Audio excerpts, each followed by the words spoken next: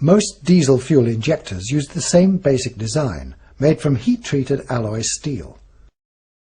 The actual shape will vary according to the application.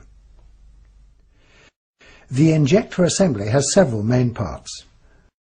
The nozzle assembly is made up of a needle and body. A pressure spring and spindle hold the needle on the seat in the nozzle body.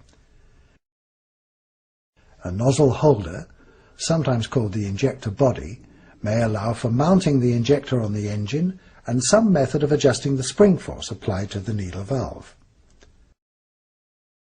A cover keeps out dirt and water. The injection pump delivers fuel to the injector. The fuel passes through a drilling in the nozzle body to a chamber above where the needle valve seats in the nozzle assembly. As fuel pressure in the injector gallery rises, it acts on the tapered shoulder of the needle valve, increasing the pressure until it overcomes the force from the spring and lifts the needle valve from its seat. The highly pressurized fuel enters the engine at a high velocity in an atomized spray. As soon as delivery from the pump stops, pressure under the needle tapered shoulder drops, and the spring force pushes the needle down on the seat, cutting off the fuel supply to the engine. Some of the fuel is allowed to leak between the nozzle needle and the body to cool and lubricate the injector. This fuel is collected by the leak-off line and returned to the fuel tank for later use. There are two main types of injector nozzle, hole and pintle. Hole-type nozzles are commonly used in direct injection engines.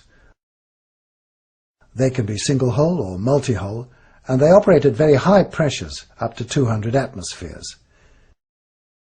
They give a hard spray which is necessary to penetrate the highly compressed air. The fuel has a high velocity and good atomization, which is desirable in open combustion chamber engines. In pintle-type nozzles, a pin, or pintle, protrudes through a spray hole. The shape of the pintle determines the shape of the spray and the atomization of the spray pattern. Pintle nozzles open at lower pressures than hole-type nozzles. They're used in indirect injection engines, where the fuel has a comparatively short distance to travel and the air is not as compressed as in the main chamber.